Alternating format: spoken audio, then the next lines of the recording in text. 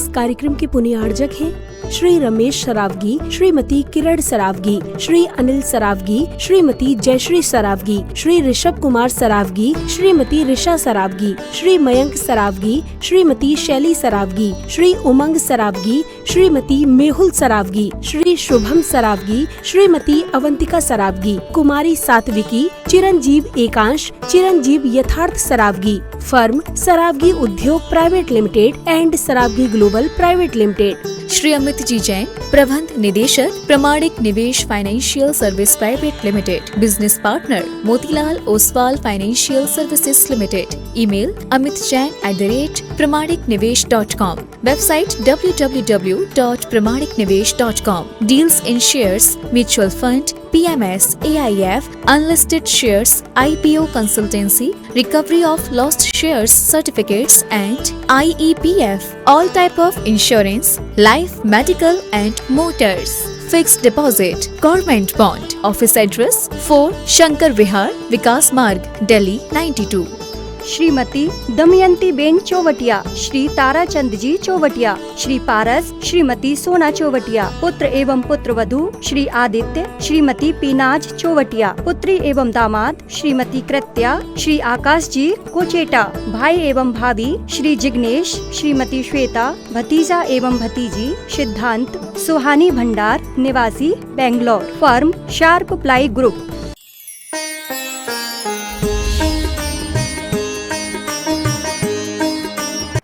दोनों हाथ उठा के जयकार लगाएंगे। बोले देवादिदेव श्री आदिनाथ भगवान की जय जय जय। देवादिदेव मूलनायक श्री पार्श्वनाथ भगवान की जय जय जय। देवादिदेव श्री महावीर भगवान की जय जय जय। संत शिरोमणि गुरुवर आचार्य श्री विद्यासागर जी महाराज की जय जय जय। आचार्य परमेष्टि समय सागर जी महाराज की जय जय जय। गुणायतन प्रणेता शंकर समाधान भावना एक प्रवर्तक जन जन के संत प्रखर वक्ता बोले परम पूज्य मुनि श्री प्रमाण सागर जी महाराज की जय जय जय। मुनिवर श्री संधान सागर जी महाराज की। झीलों की नगरी भोपाल की अवधपुरी परिसर श्री विद्यासागर प्रबंध संस्थान और विद्या प्रमाण गुरुकुलम से सायंकालीन टीवी चैनल का बहुचर्चित विश्वविख्यात शंका समाधान के कार्यक्रम में हम और आप अपनी शंकाओं का समाधान प्राप्त करें। उसके पूर्व पारस चैनल, जिनवाणी चैनल, आदिनाथ चैनल और प्रमाणिक ऐप के माध्यम से जिस कार्यक्रम को देख को सुन रहे हैं उन सभी का और यहाँ पर उपस्थित समस्त श्रावक श्राविकाओं का हार्दिक अभिनंदन स्वागत करते हैं। चलते हैं प्रतिदिन की भांति शंका समाधान का कार्यक्रम हम और आप प्रारंभ करें। उसके पूर्व मुनिश्री के श्री चरण वंदन करते आशीर्वाद प्राप्त करेंगे और निवेदन करेंगे। शंका समाधान के कार्यक्रम के लिए दोनों हाथ जोड़ेंगे और बोलेंगे हे मुनिवर नमोस्तो नमोस्तो नमोस्तो। और आइए गुरुवर के आशीर्वाद से हम और आप अपनी शंकाओं का समाधान गुरुमुख से प्राप्त करें। उसके पूर्व आप सभी से कहना चाहूँगा परम पूज्य मुनिश्री प्रमाण सागर जी महाराज का अवधपुरी और अवधपुरी के राम का चातुर्मास ऐतिहासिक प्रभावना के साथ चल रहा है। इसी क्रम में आगामी कार्यक्रम के रूप में आपको जानकारी दूं 14 दिसंबर को रविवार के दिन दोपहर में 1:30 बजे से इसी परिसर में सकल जैन समाज भोपाल की सामूहिक क्षमावाणी का कार्यक्रम रखा गया है, जिसमें भोपाल नगर के विभिन्न जिनालों में जितने भी साधु संत चातुर्मास कर रहे हैं उन सभी का सानिध्य हमें आपको प्राप्त होगा। 1:30 बजे से ये कार्यक्रम होगा। इस कार्यक्रम में आप सभी आमंत्रित हैं और सायंकालीन भोजन की व्यवस्था भी हमारी कमेटी की ओर से रखी गई है। आप उनका निवेदन स्वीकार करते हुए पूरे परिवार के साथ समस्त जिनालय के पदाधिकारी श्रावक श्राविकाओं के साथ उपस्थित होकर इस सामूहिक क्षमावाणी को ऐतिहासिक रूप प्रदान करें। बंधो, इसी क्रम में परम पूज्य मुनिवर के सानिध्य में हम एक बार सिद्धों की आराधना करने का एक बार सौभाग्य प्राप्त करेंगे। परम पूज्य मुनिवर के सानिध्य में इसी भोपाल नगर में 84 मंडली सिद्ध चक्र महामंडल विधान अद्भुत ऐतिहासिक प्रभावना के साथ संपन्न हुआ था और वही प्रभावना का दृश्य हमें आपको देखने को मिलेगा। आगामी 4 अक्टूबर से 12 अक्टूबर तक परम पूज्य मुनिवर के सानिध्य में बहुमंडली सिद्ध चक्र महामंडल विधान होगा। और वो सौभाग्यशाली परिवार हैं जिन्होंने अपने जीवन में भावना भाई थी कि हमने अपने जीवन में जो पाप किए उन पापों के परिमार्जन के लिए सिद्धों की आराधना करने का सौभाग्य प्राप्त हो और साधु संतों का सानिध्य प्राप्त हो। तो ये सहयोग प्राप्त हो रहा है भोपाल और भोपाल के बाहर के श्रावक श्राविकाओं के लिए। वो सौभाग्यशाली परिवार हैं जिन्होंने मंडल पुण्याजक के रूप में अपने पूरे परिवार के साथ इस अनुष्ठान में सम्मिलित होने का सौभाग्य प्राप्त किया है। मंडल के लिए राशि निश्चित की है 2,51,000 रुपये की राशि बिना आवास व्यवस्था के, और इसमें आपको आने जाने की व्यवस्था रहेगी, भोजन की व्यवस्था रहेगी, द्रव्य सामग्री, और पूरा मंडल पूरे भगवान आपके होंगे और ये महसूस करेंगे कि हम सामूहिक नहीं परम पूज्य मुनिवर के सानिध्य में अपने परिवार के साथ सिद्धों की आराधना करने का सौभाग्य प्राप्त कर रहे हैं। 3,51,000 की राशि में आवास व्यवस्था सहित आपको ये सौभाग्य प्राप्त होगा। परिवार के 10 सदस्यों को बैठने की पात्रता होगी। संपूर्ण व्यवस्था कमेटी की ओर से की जाएगी। वस्त्र आदि की, वाहन आदि की, आने जाने की संपूर्ण व्यवस्था कमेटी की ओर से। मैं आपसे आह्वान करना चाहूंगा परम पूज्य मुनिवर के सानिध्य में, हाँ जी, भोपाल वालों के लिए व्यवस्था है जिन्हें आवास व्यवस्था नहीं चाहिए। 2,51,000 रुपये की राशि है, लेकिन उनकी कॉलोनी से, उनके नगर से आने जाने की व्यवस्था कमेटी की ओर से की जाएगी। आइए पुनः आह्वान करना चाहूंगा जो भी मंडल पुण्याजक के रूप में इस अनुष्ठान में सम्मिलित होने का अवसर सौभाग्य प्राप्त करना चाहते हैं, टीवी चैनल में नंबर जो चल रहे हैं उन नंबरों में संपर्क करके आप सीधे इस अनुष्ठान में सम्मिलित होने का अवसर सौभाग्य प्राप्त कर सकते हैं। आइए चलते हैं, हम और आप शंका समाधान के कार्यक्रम को गति प्रदान करेंगे और आप सभी की ओर से निवेदन करूंगा मुनिवर संधान सागर जी महाराज से दोनों हाथ उठा के जयकारा लगाएंगे। बोले परम पूज्य मनीषी प्रमाण सागर जी महाराज की, बोले परम पूज्य मनीषी संधान सागर जी महाराज की। नमोस्तु गुरुवर, नमोस्तु। गुरु चरणों में नमोस्तु निवेदित करते हुए इस पावन धरा पर आज का ये संका समाधान का सत्र अपन प्रारंभ करते हैं। नमिता जी जैन दिल्ली से पूछ रही है, गुरुवर के चरणों में बारंबार नमोस्तु, धर्म एवं पर्यावरण में क्या संबंध है? ओ, देखिए पर्यावरण क्या है? प्रकृति की व्यवस्था को सुव्यवस्थित बनाए रखना, प्रकृति के संतुलन को सुरक्षित रखना और प्रकृति के आश्रित प्राणियों को सुरक्षित रखना,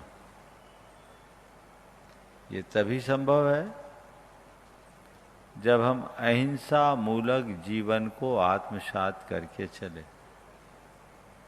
और इसी अहिंसा मूलक जीवन का नाम ही तो धर्म है। तो मैं ये कहूँगा कि हर व्यक्ति को पर्यावरण की रक्षा भी अपना धर्म समझना चाहिए। कोरे पर्यावरण तक अटकने का नाम धर्म नहीं है, लेकिन धर्मी पर्यावरण की सुरक्षा का सदैव ध्यान रखता है।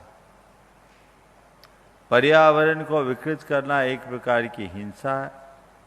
हिंसा अधर्म है, इसलिए धर्म धारकों को अहिंसा मूलक जीवन शैली अपनानी चाहिए। कोलकाता से प्रतीक जी शेट्टी गुरु चरणों में नमोस्तु करते हुए पूछ रहे हैं, मैं एक कंपनी में काम करता हूँ, वहाँ के वर्कर्स को शाकाहार के लिए कैसे प्रेरित करूँ? देखिए, शाकाहार के लिए प्रेरित करने के लिए आपको आहार विज्ञान के बारे में लोगों को बताना चाहिए। शाकाहार केवल धार्मिक दृष्टि से बताने की अपेक्षा उसे आहार विज्ञान से जोड़ करके प्रतिपादित करे तो वह कहीं ज़्यादा उपयोगी और प्रभावी होगा। तो हम लोगों को ये बात अच्छे से गहराई से बताएं कि आहार विज्ञान का हमारे जीवन में कितना स्थान है, शाकाहार हमारी प्रकृति के कितना अनुकूल है और शाकाहार अपनाकर हम अपने जीवन को किस तरह से स्वस्थ रख सकते हैं। बहुत सारी जानकारी आपको शाकाहार के बारे में इंटरनेट के माध्यम से उपलब्ध होगी। आप उसका अध्ययन कीजिए और लोगों को उसके प्रति जागरूक कीजिए।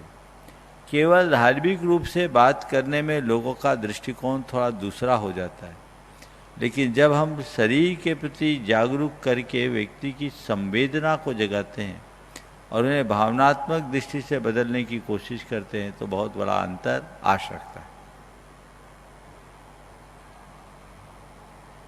गुरुवर के चरणों में मुकेश जी जैन जयपुर से पूछ रहे हैं, गुरुवर मैंने आपका तत्वार सूत्र की क्लास 10 दिन पूरी अटेंड की ऑनलाइन।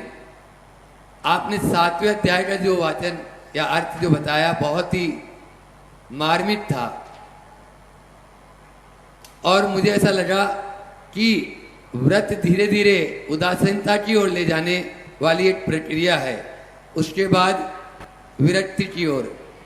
इसी प्रकार ही धर्म का आचरण एवं पालन होगा या और कोई मार्ग भी है? कृपया शंका का समाधान करें। देखिए, इस अवधारणा को बदलना चाहिए। व्रत उदासीनता की ओर बढ़ाने वाला मार्ग नहीं है। व्रत जीवन के प्रति नव उत्साह जगाने का एक आधार है। एक अव्रती और एक व्रती के जीवन में बड़ा अंतर होता है। अव्रती आध्यात्मिकता से शून्य होने के कारण वो अनेक प्रकार के चिंता, तनाव और अवसाद से ग्रसित होता है। व्रती आध्यात्मिकता से ओतप्रोत होने के कारण सब प्रकार की चिंताओं से मुक्त होकर सधा हुआ जीवन जीता है। उसके जीवन में अतिरिक्त उमंग और उल्लास होता है। तो ऐसी उमंग मन में जगे, ऐसा उल्लास हृदय में विकसित हो, ये पुरुषार्थ हमें करना चाहिए।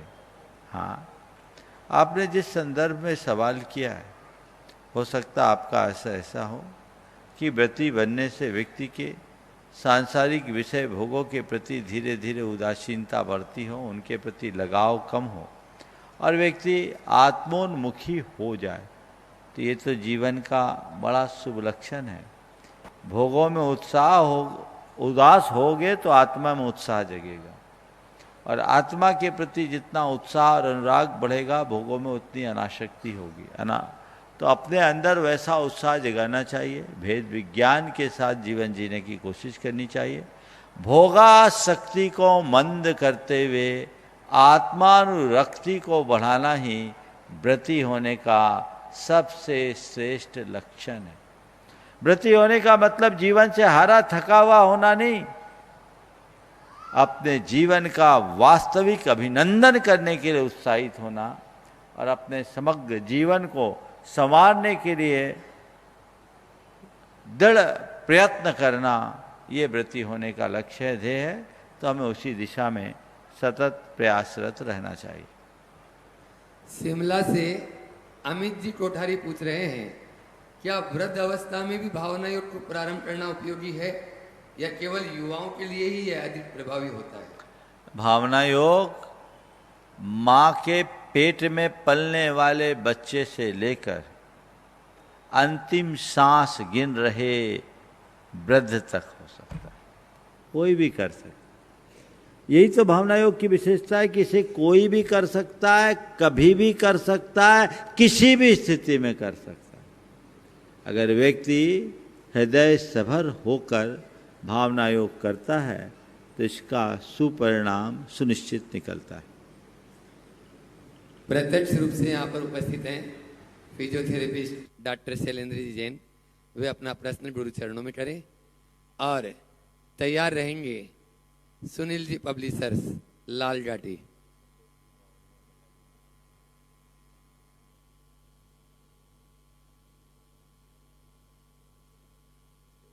माइक पहले पहुंचा दें ताकि, और जिनका नाम बोलूं वे ऊपर ही आ जाएं। सुनील जी। हेलो, नमोस्तु महाराज जी। महाराज जी, ये क्वेश्चन मेरा नहीं, मेरे एक मित्र का है अहमदाबाद से, कि 8 साल से छोटा बच्चा महाराज जी के चरण छू सकता है लेकिन भगवान के क्यों नहीं? दोनों वीतरागी हैं, फिर ऐसा क्यों? देखो, ऐसा है कि कायदे से 8 साल के बाद ही व्यक्ति धर्म ध्यान का अधिकारी होता है। पूजन आराधन तभी होता है जब उसके अंदर सम्यक दर्शन ग्रहण करने की योग्यता आ जाए। जहाँ तक मुनिराज के और भगवान का सवाल, तो मुनिराज जीवंत है, भगवान को हमने स्थापित कर रखा है, दोनों में अंतर है। तो इन दोनों के अंतर को समझ करके चलना चाहिए और तदनुरूप ही कार्य करना चाहिए। तो जीवंत तरीके से हम काम करें, बच्चे, छोटे बच्चे नादानी में कुछ अव्यवस्था न कर दे, उससे भगवान की अवमानना ना हो जाए, इसलिए उन्हें दूर रखो। नमोस्तु महाराज। हो सुनील जी पब्लिशर्स गुणायतन ट्रस्टी अपने बीच में लाल घाटी से वे अपना प्रश्न करें, और साथ में पवन जी सुपर भी हैं, महाराज जी के चरणों में कार्यकर्ता हैं, और उसके बाद में तैयार रहेंगी ज्योति जी जैन, पंकज जी जैन, अवधपुरी। महाराज जी के चरणों में त्रिबार नमोस्तु। संदान सागर महाराज जी के चरणों में त्रिबार नमोस्तु। भोपाल शहर में एक अनूठा कार्यक्रम होने जा रहा है। 14 तारीख को दिन रविवार के दिन क्षमावाणी का कार्यक्रम होने जा रहा है। क्षमावाणी यानी अपने रिश्तों से दूरी मिटा देना, अपने रिश्तों को करीब पहुंचा देना, अपने मन का मेल धो लेना, मन में बोहारी लगा लेना।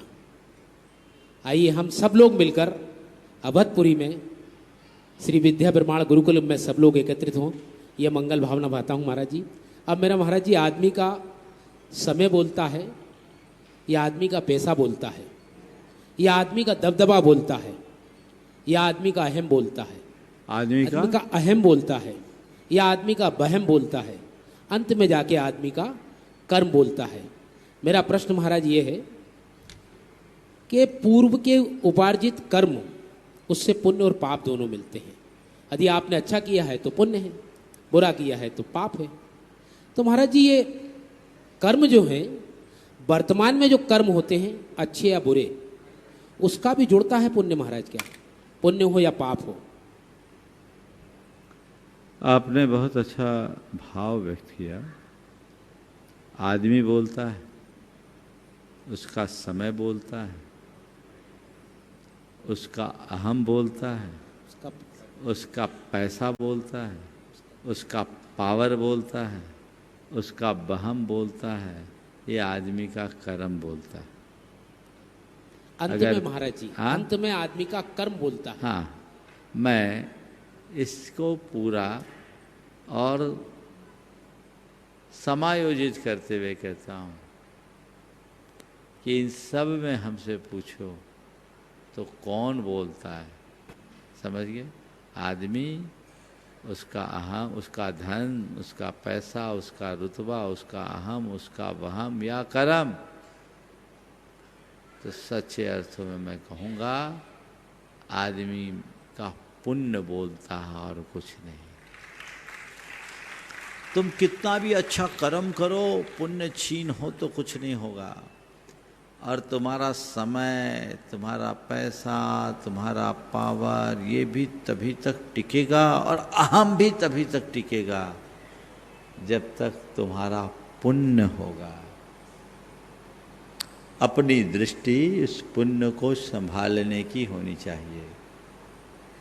मुश्किल है कि लोग आज सबके प्रति तो ध्यान देते हैं, पुण्य को प्राय भूल जाते हैं। आज मुझे एक बात कहने में बहुत अच्छा लग रहा है। अपनी सभा में दिनेश जी पापड़ीवाल आए हुए, थोड़ा हट जाओ, साइड हो जाओ। दिनेश जी, विनीता जी पापड़ीवाल, ये जयपुर निवासी है, न्यूयॉर्क प्रवासी हैं। बहुत उदार मना व्यक्ति, एक अलग प्रकार के व्यक्तित्व के धनी। इन्होंने एक दिन अपने बेटे को मेरे सामने एक बड़ी गहरी बात कही। आज उनके भ्राता दौलत जी खड़े हैं, आप भी हो जाओ। बोले महाराज ये बहुत खरी बोलता है। हम बोले खरी नहीं, सही बोलते। इन्होंने एक बहुत गहरी बात कही। बेटे से कहा, बेटा मेरे पास जो धन है और मेरे पास जो संपत्ति है, मेरे पास जो धन है और मेरी जो संपत्ति है, उसे यदि मैं चाहूं तो तुम्हें दे सकता हूं। देना मेरी बाध्यता नहीं है। मेरे पास जो धन है और मेरी जो संपत्ति है उसे यदि मैं चाहूं तो तुम्हें दे सकता हूं, पर मेरा जो पुण्य है उसे मैं तुम्हें चाह करके भी नहीं दे सकता। सुन के मजा आ गया।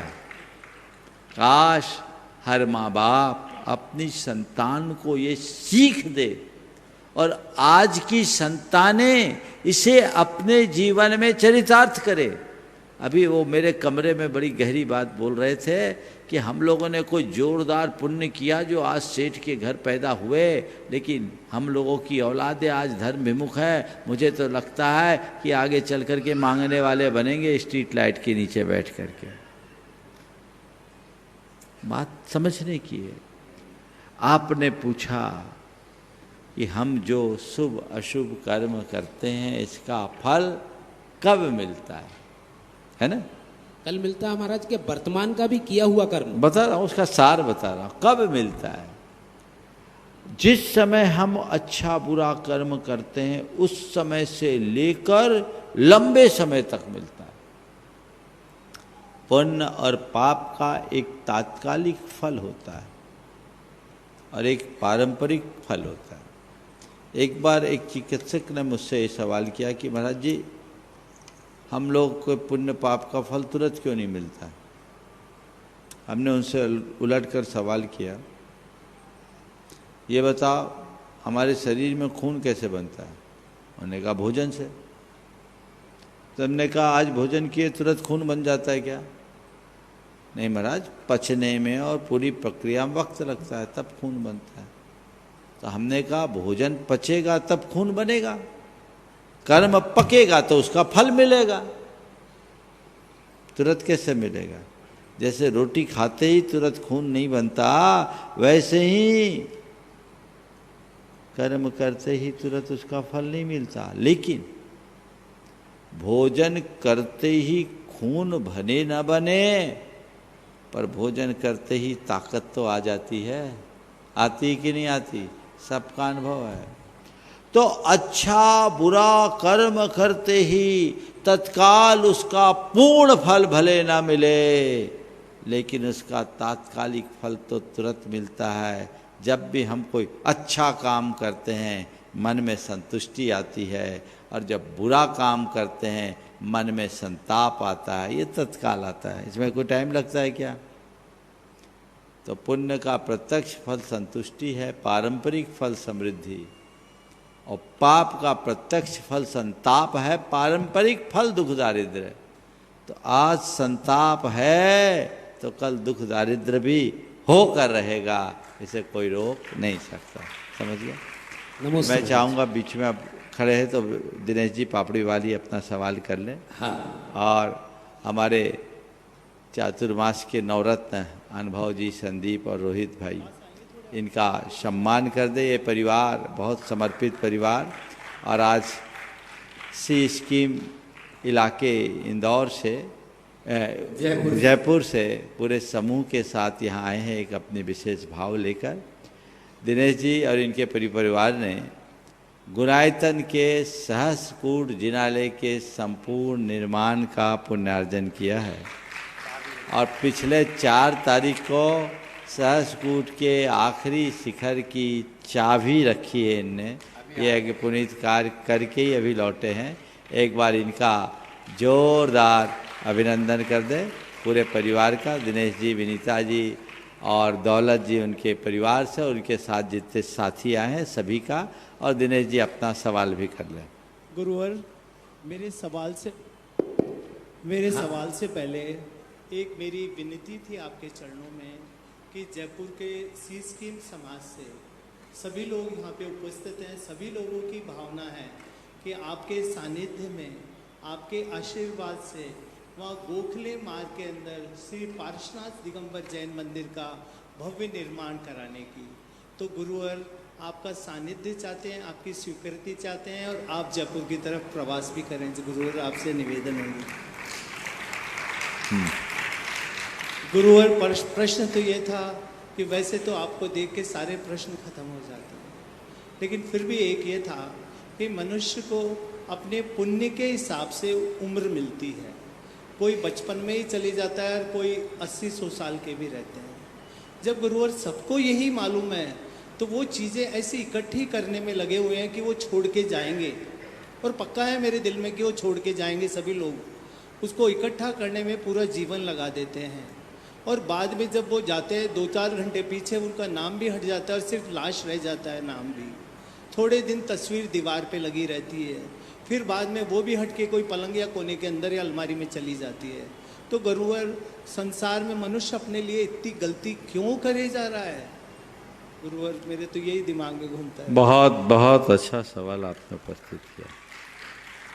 पहले तो आप लोग जो भाव लेकर आए हैं ये बहुत ही प्रशंसनीय भाव है। जयपुर के सिस्कीम के पार्श्वनाथ जिनालय का हमने दर्शन किया है।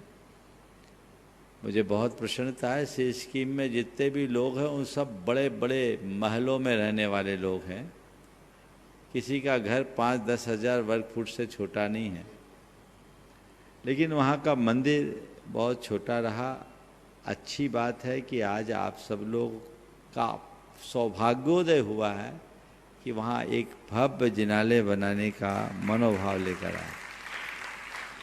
आपने हमसे आशीर्वाद चाहा, मेरा आशीर्वाद है। अब रहा सवाल सानिध्य का, तो भैया परोक्ष सानिध्य हमेशा है, प्रत्यक्ष सानिध्य के लिए आपको अपना पुण्य जगाना होगा। अब मैं आपके सवाल पर आता हूँ। आपका सवाल नहीं है, हर मनुष्य के आत्मचिंतन का प्रश्न है। हमने जीवन भर जो कुछ भी किया है उसमें एक परमाणु भी मेरे साथ नहीं जाने वाला, ये जीवन का बहुत बड़ा सत्य है, यथार्थ है। लेकिन हमारे जीवन की विडंबना यही है कि मनुष्य पूरे जीवन इसी सत्य को झुठलाने में लगा रहता है, और इसी का नाम है मोह। जो जानने के बाद भी अनजान बनाए रखे उसका नाम मोह है। ये जब तक हावी रहेगा यही करते रहो।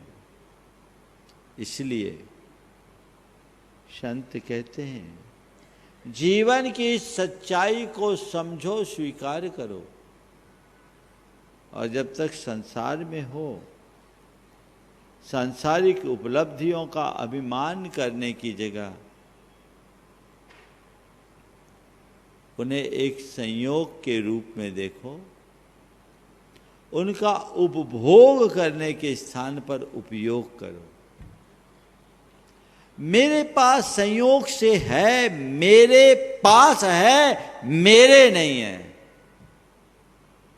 ये बात हृदय में बिठाइए।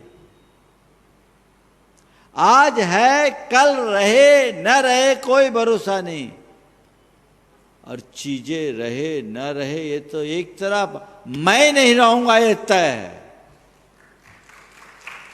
एक दिन सबको छोड़कर जाना है। ये कभी भी किसी के साथ भी यह स्थिति बन सकती है। जीवन की सच्चाई को सामने रखकर चलने वाला व्यक्ति कभी व्यामोह में नहीं फंसता, और इस सच्चाई से विमुख रहने वाला व्यक्ति कभी रास्ते पर नहीं आता।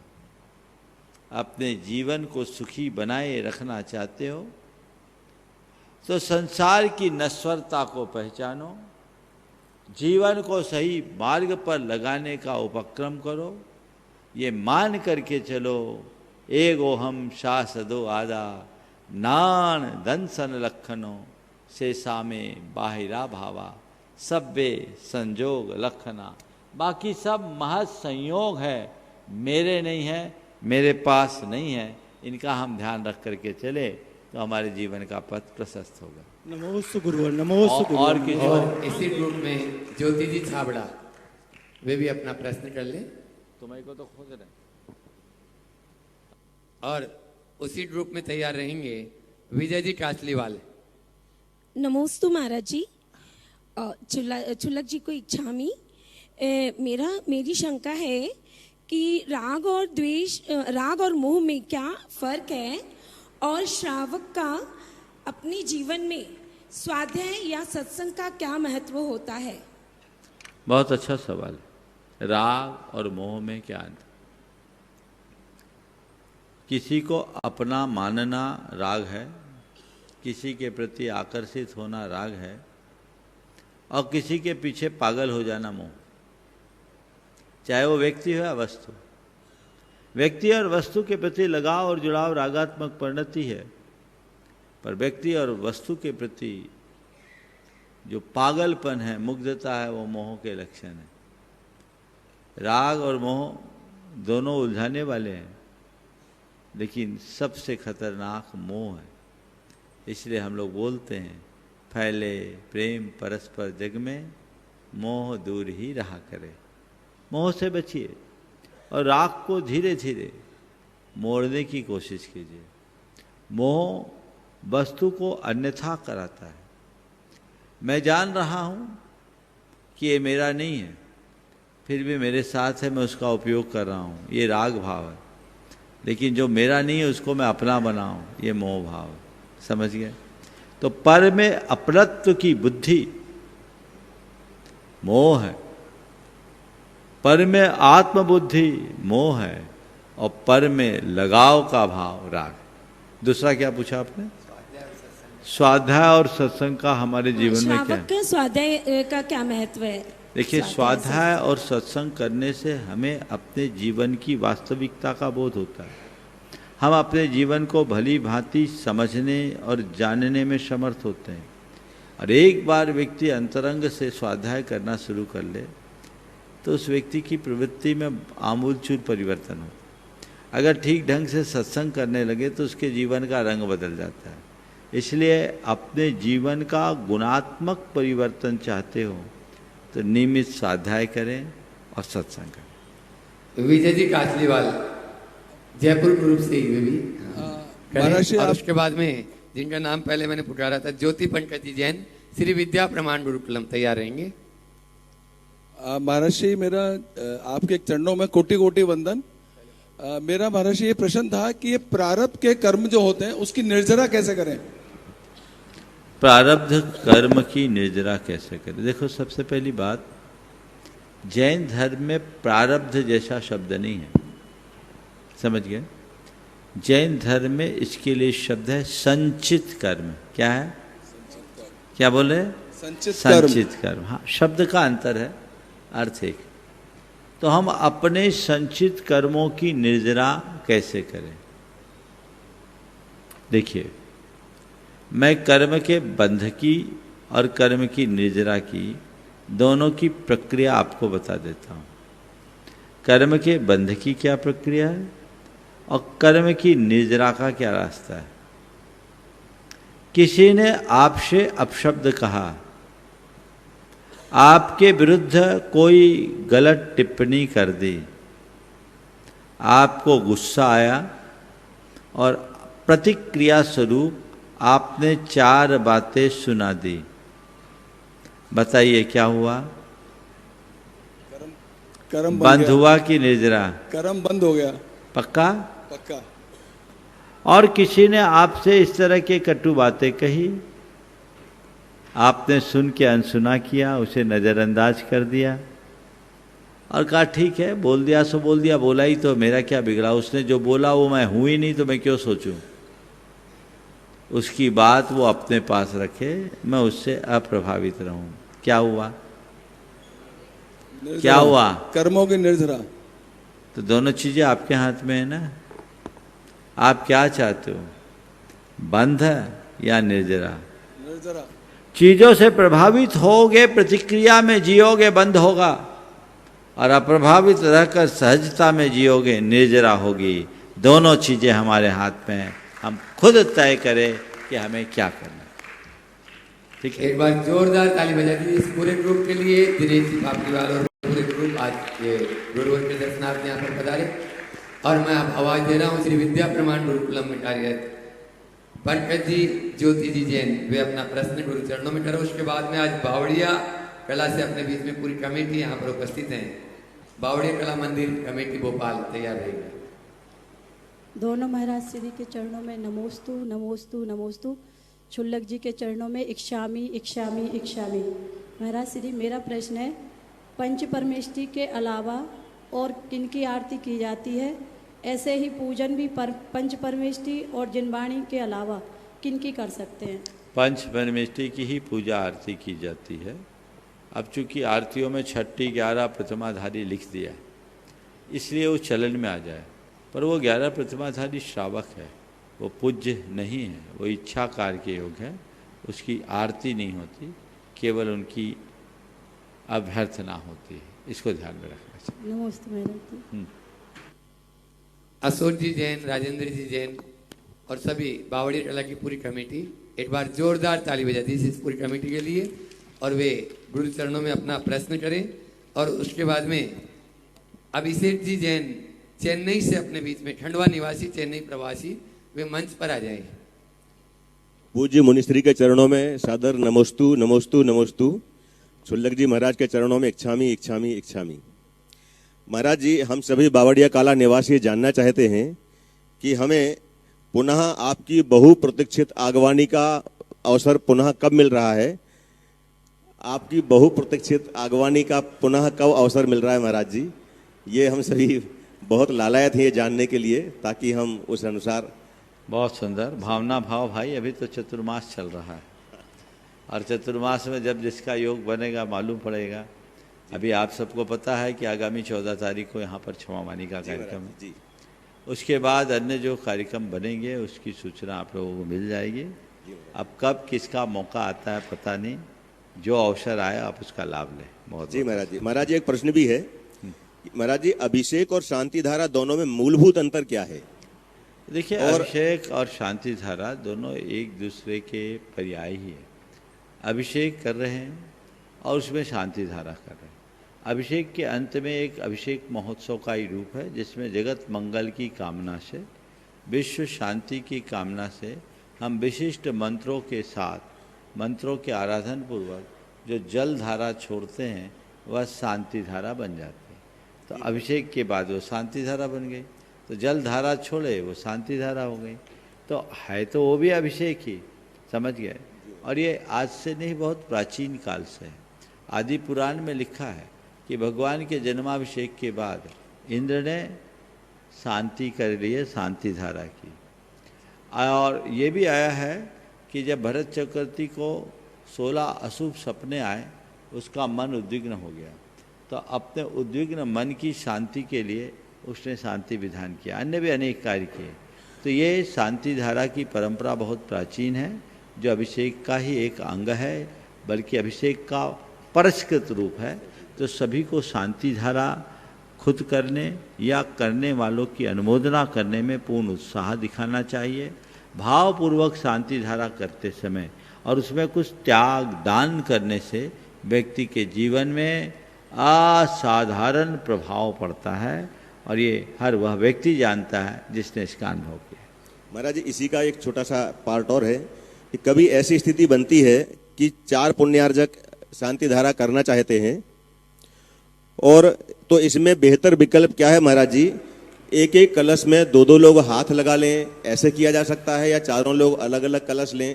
इसमें बेहतर विकल्प क्या है? जिसमें वो राजी हो जाए, 4 कर लो, क्या फर्क पड़ता है? जी महाराज जी। नमोस्तु महाराज जी। नमोस्तु महाराज जी। नमोस्तु। आज अपने बीच में आदित्य बिरला ग्रुप से अभिषेक जी जैन, जो खंडवा निवासी चेन्नई प्रवासी हैं, एक बार जोरदार ताली बजा दीजिए। श्री विद्या प्रमाण गुरुकुलम से आज ये गुरुकुल मित्र से जुड़ रहे हैं। और मैं चाहूंगा नवरत्न परिवार से रोहित भाई और पंकज जी सुपारी, वे उनका वहीं पर स्वागत अभिनंदन कर देंगे। अभिषेक जी का अपना प्रश्न भी है, वे प्रश्न भी करेंगे। नमोस्तु गुरुदेव। छुल्लक जी के चरणों में इच्छामी। गुरुदेव, मैं आपका बहुत बड़ा फ़ैन हूँ और मैं पिछले कई वर्षों से प्रवचन सुनता हूँ, शंका समाधान सुनता हूँ और भावना योग भी नित्य करता हूँ। मैं चेन्नई में जॉब करता हूँ।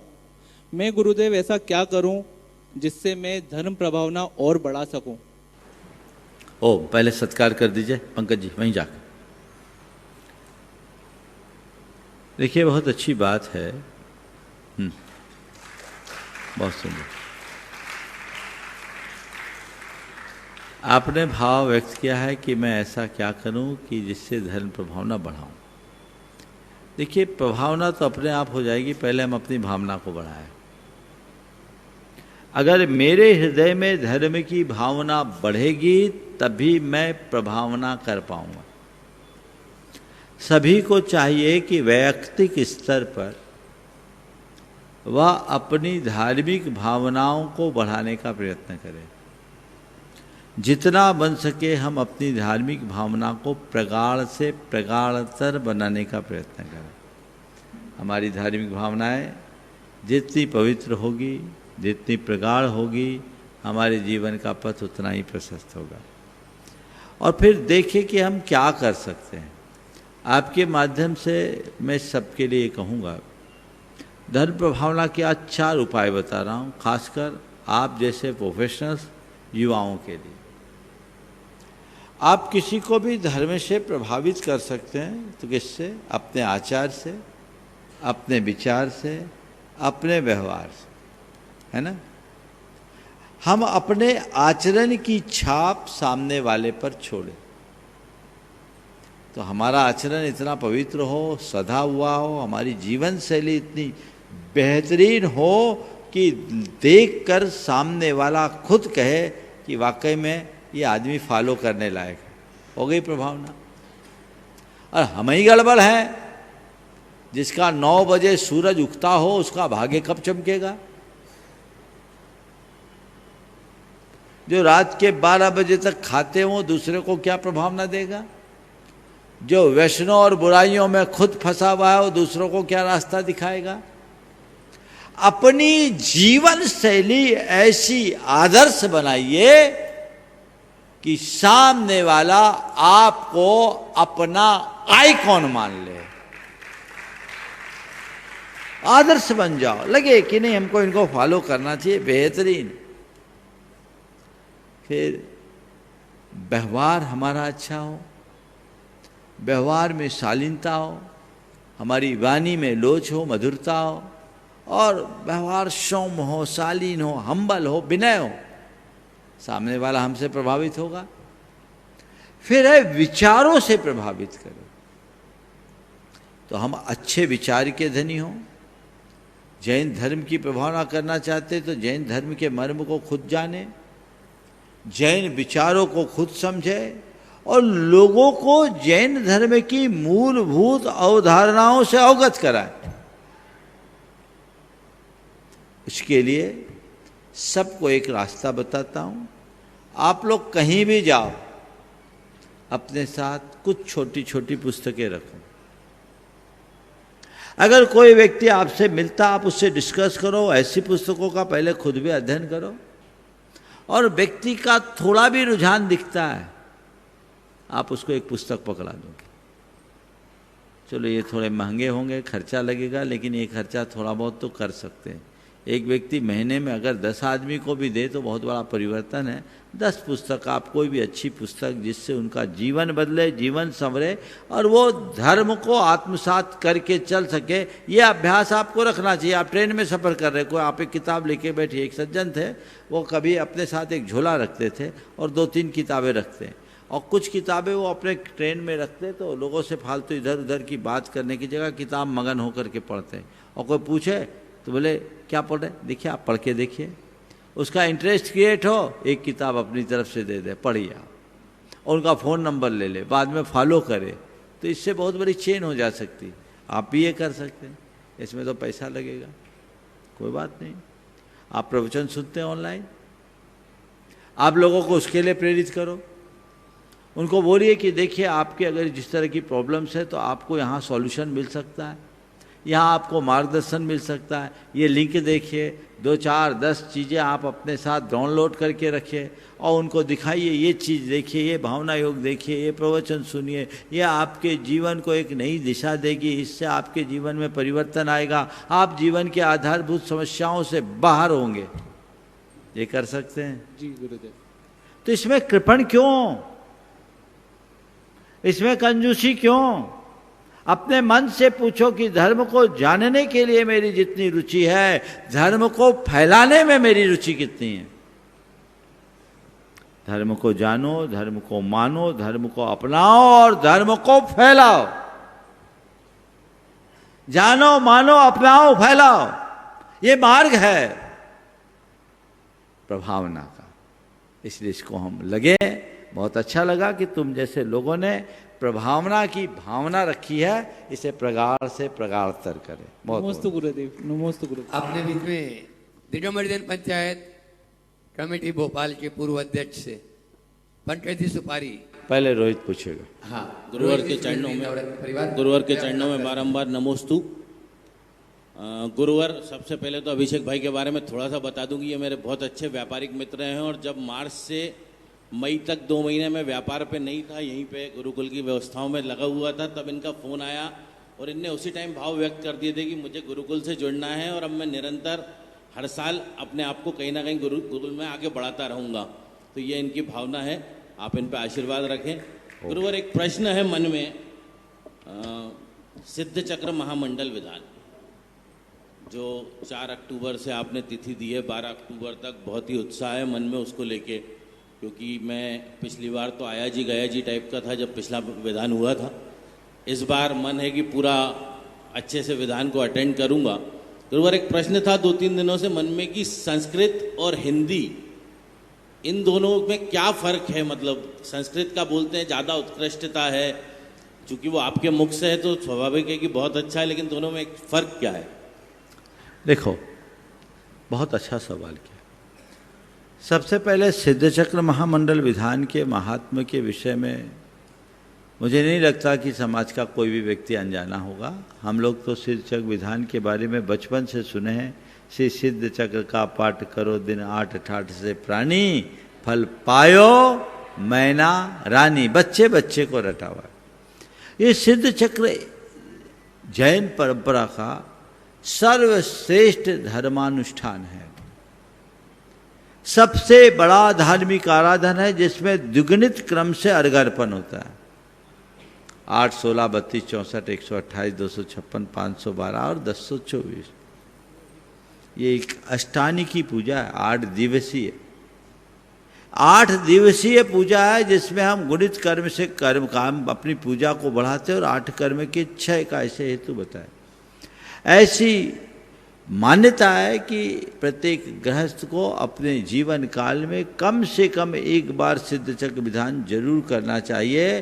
वो गृहस्थ अवस्था में ज्ञात अज्ञात भाव से किए गए पापों के प्रायश्चित रूप में होता है। अब रहा सवाल विधान का, हिंदी का और संस्कृत का। तो देखो भाई, सिद्ध चक्र की मूल रचना तो संस्कृत में हुई और जब हमने संस्कृत की मूल रचना को देखा तो उसमें लगा कि प्रत्येक मंत्र में जल गंध अक्षत आदि के अर्पण की बात है। चूंकि आराधना बहुत लंबी है तो बाद में विद्वानों ने एक शॉर्टकट निकाला और इसी मंत्र को कविताबद्ध कर दिया, छंदबद्ध कर दिया और 8 द्रव्य को अलग अलग चढ़ाने की जगह अर्घ जला दिया, अर्घम बना दिया। पूजा आराधन होता है, उसमें लोगों को आनंद भी मिलता है, इसमें कोई संशय नहीं है। लेकिन ज्यादातर सिद्ध चक्र विधानों में लोग ढोलक की थाप में ही रमे रहते हैं, उनका उपयोग उसमें नहीं रखता।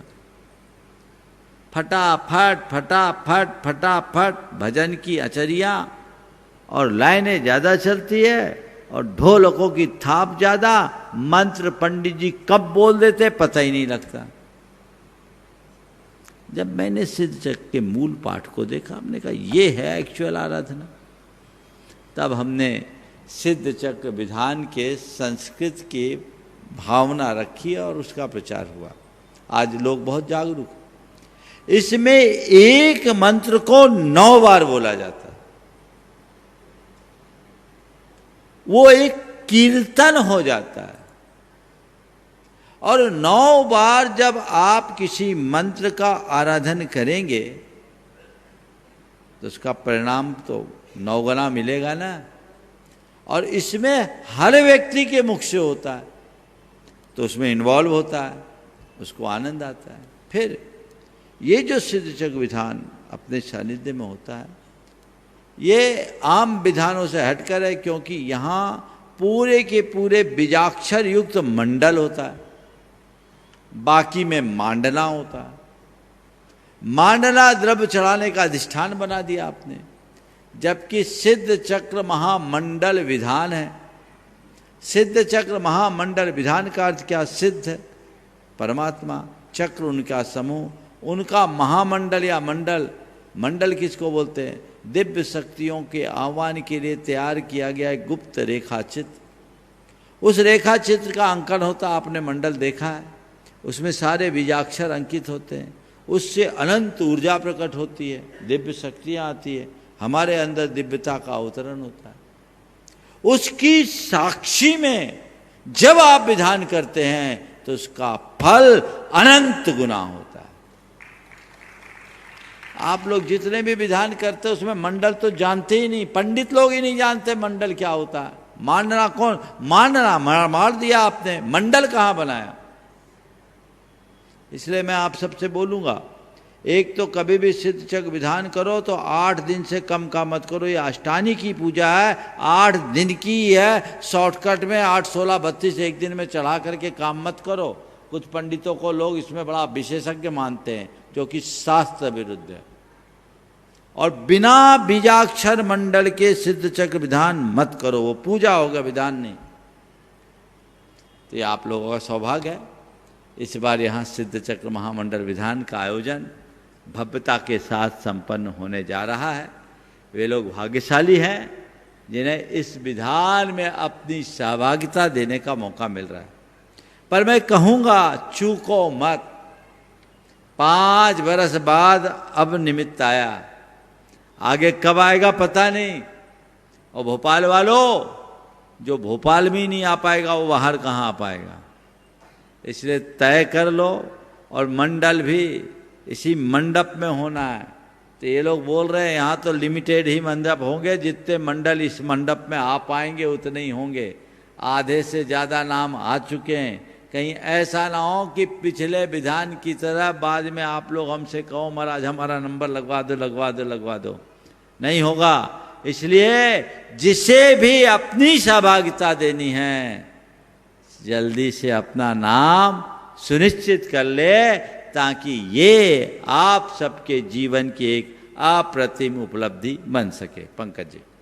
पंकज जी सुपारी संक्षेप में अपनी बात रखते हैं और क्षुल्लक स्वरूप सागर जी महाराज तक माइक पहुंचाए। महाराज श्री के चरणों में बारंबार नमोस्तु। क्षुल्लक महाराज को इच्छामी। महाराज श्री जो 14 तारीख को भोपाल ताल तलैयों की नगरी, झीलों की नगरी में जो आपने अनूठा संगम की संयोजना की है, सारे भोपाल में चतुर्मास कर रहे मुनि संघ, आर्य का संघ आपके साथ इसी मंच पर होंगे।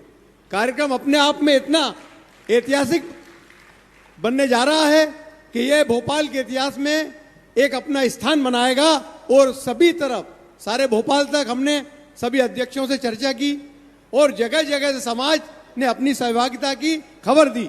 कुछ लोगों ने तो अपनी कॉलोनियों में होने वाले कार्यक्रम को भी स्थगित किया है और इस कार्यक्रम की वजह से उन्होंने अपने समय में तालमेल कर दोपहर के कार्यक्रम को पंसील नगर ने प्रातः काल की बेला में किया है।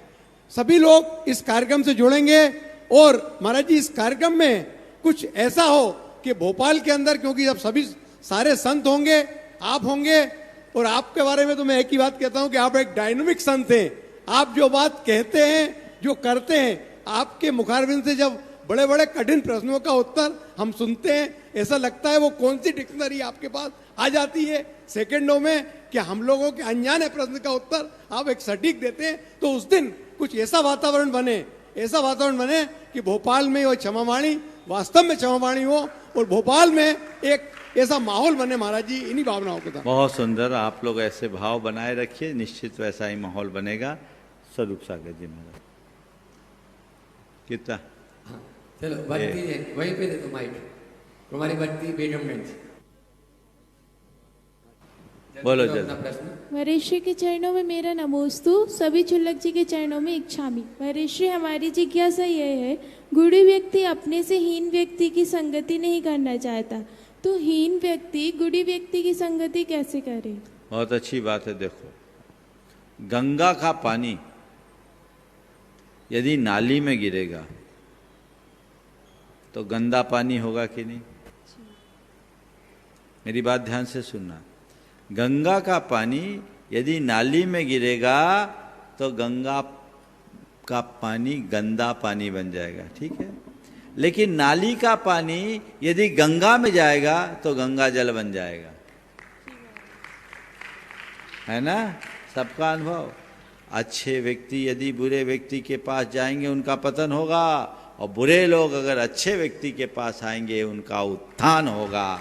तो हमें अपने से नीचे के पास नहीं जाना, नीचे वाला अपने आप को ऊंचा उठाना चाहे तो उसे अपनाने में संकोच नहीं करना। अगर ऐसी दृष्टि और धारा रखेंगे तो जीवन में कहीं किसी प्रकार की कठिनाई या दुविधा नहीं होगी।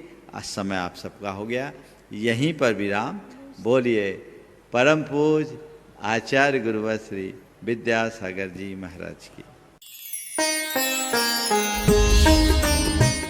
इस कार्यक्रम के पुण्यार्जक थे श्री रमेश सरावगी, श्रीमती किरण सरावगी, श्री अनिल सरावगी, श्रीमती जयश्री सरावगी, श्री ऋषभ कुमार सरावगी, श्रीमती ऋषा सरावगी, श्री मयंक सरावगी, श्रीमती शैली सरावगी, श्री उमंग सरावगी, श्रीमती मेहुल सरावगी, श्री शुभम सरावगी, श्रीमती अवंतिका सरावगी, कुमारी सात्विकी, चिरंजीव एकांश, चिरंजीव यथार्थ Saraogi, firm Sarawagi Udyog private limited and Sarawagi global private limited. Shri Amit ji Jain, प्रबंध निदेशक, Pramanik Nivesh financial service private limited, business partner Motilal Oswal financial services limited.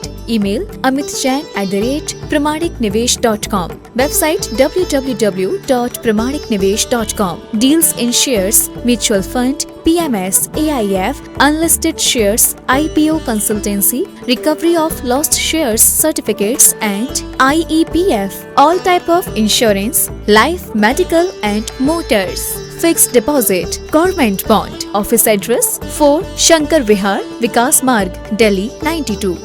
Shrimati Damayanti Ben Chauvatiya, Shri Tarachand ji Chauvatiya, Shri Paras, Shrimati Sona Chauvatiya, पुत्र एवं पुत्र वधू श्री आदित्य, श्रीमती पीनाज चौवटिया, पुत्री एवं दामाद श्रीमती कृत्या, श्री आकाश जी कोचेटा, भाई एवं भाभी श्री जिग्नेश, श्रीमती श्वेता, भतीजा एवं भतीजी सिद्धांत, सुहानी भंडार निवासी Bangalore. Firm sharp ply group.